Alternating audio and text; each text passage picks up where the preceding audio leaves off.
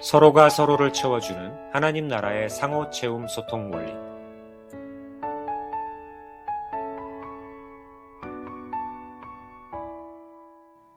태초에 하나님께서 첫 번째로 창조하신 물질은 빛입니다. 빛은 매우 특별하고 신비한 속성들을 가지고 있습니다. 무엇보다도 빛은 초속 30만 킬로미터라는 절대 속도를 갖습니다. 절대 속도라는 말은 현재와 같은 물리적 조건을 가진 우주에서 어떤 물질도 빛의 속도를 넘어설 수 없다는 것을 의미합니다. 즉, 빛의 속도는 하나님이 정하신 우주의 한계라고 할 수 있습니다. 하나님은 왜 빛에 다른 창조물과 구별되는 절대적이고 초월적인 속성을 부여하셨을까요? 사도 요한이 성자 하나님이신 예수 그리스도를 참빛, 곧 세상에 와서 각 사람에게 비추는 빛이라고 묘사한 것을 볼 때 빛은 하나님의 상징으로 창조된 것을 알 수 있습니다. 빛의 절대성은 오직 하나님만이 절대적인 존재이심을 우리에게 계시해 줍니다. 이 말을 뒤집어 보면 모든 사람은 상대적이며 유한한 존재라는 의미도 됩니다. 당연한 이야기지만 아무리 뛰어난 사람이라고 해도 하나님 앞에서는 유한한 존재에 불과합니다. 그렇다면 하나님은 왜 우리를 그렇게 유한하고 부족함이 있는 존재로 창조하셨을까요? 모든 것이 완벽한 존재로 만드셨다면 더 좋지 않았을까요? 최초의 사람 아담과 하와에게 접근한 뱀, 즉 마귀는 그러한 아쉬움을 자극하면서 선악과를 쟁취하는 방법으로 자신의 결핍을 스스로 채워 하나님같이 완전한 존재가 되라고 부추겼습니다. 그러나 그 결과는 하나님과의 관계가 단절되어 심각한 결핍으로 고통받는 불행한 삶이었습니다. 그 후 사람들은 그 결핍을 채우기 위해 한정된 자원을 놓고 치열한 생존 경쟁을 벌이면서 온갖 갈등과 분쟁으로 점점 큰 고통을 겪게 되었습니다. 인류의 역사는 그러한 투쟁에서 승리하여 더 큰 능력과 소유를 쟁취한 강자들이 약자들 위해 군림하며 써내려간 승자의 기록이라고 해도 과언이 아닙니다.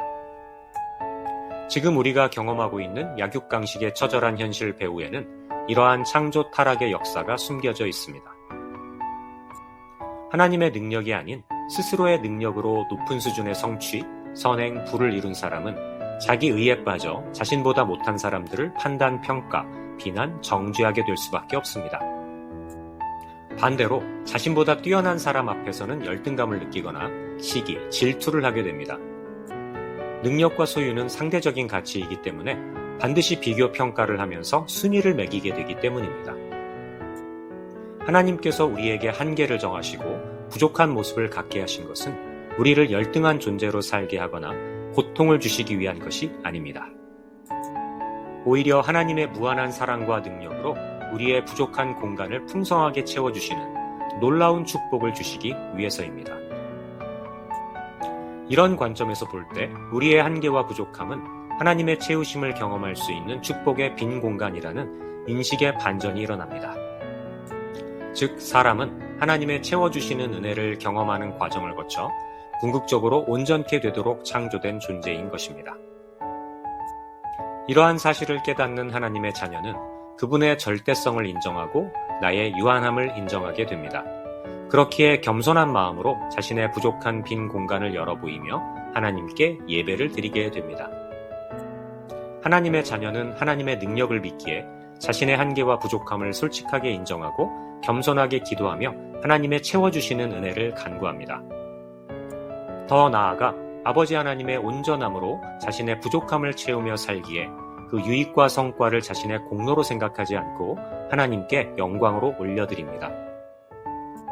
다음으로 빛의 두 번째 독특한 속성을 생각해보고자 합니다. 환한 빛이 프리즘을 통과할 때 그 안에 내포되어 있던 다채로운 색상들이 분사된다는 사실을 우리는 잘 알고 있습니다. 한 줄기 환한 빛에 아름다운 무지개의 7색상이 내포되어 있는 것입니다. 빛의 근원이 절대자 하나님을 상징한다면 분사된 각 색상들은 다양한 존재적 속성을 부여받아 창조된 하나님의 자녀들을 상징한다고 할 수 있습니다. 이렇게 유한하지만 다양한 사람들이 이 세상을 함께 살아가고 있습니다. 남자와 여자가 있고 다양한 인종과 문화, 기질과 성격을 가진 수많은 사람들이 어우러져 살아가고 있습니다. 하나님께서 각 사람을 독특하고 다양한 존재로 창조하신 목적은 자신이 가진 것을 나누어 서로 채워주는 삶을 살기 원하시기 때문입니다. 나의 부족함을 채워주시는 은혜를 누리는 그리스도인은 다른 사람의 부족함을 비웃거나 부정하는 것이 아니라 하나님이 채워주신 것을 나누어 채워주게 됩니다. 그런 나눔과 채움의 마음으로 서로 소통하다 보니 상대방의 이야기를 경청하고 그 입장에 공감을 하게 되며 격려와 인정, 칭찬, 위로를 주고받게 됩니다.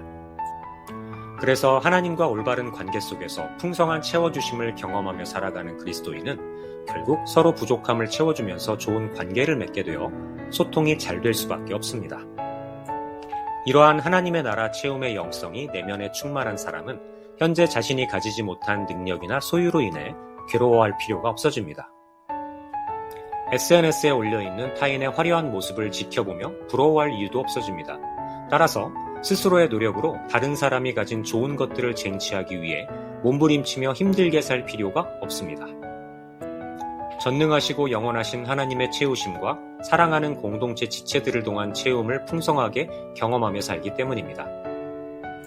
오늘 하루도 우리 그리스도인들은 오직 하나님만을 절대 주권자로 인정하고 나의 한계와 부족함을 인정할 줄 아는 마음의 여유를 가지고 당당하게 살아야겠습니다. 하나님의 공급을 통해 나의 부족함을 충만하게 채우며 동시에 서로의 부족함도 채워주는 상호 채움의 삶을 살아가야 하겠습니다.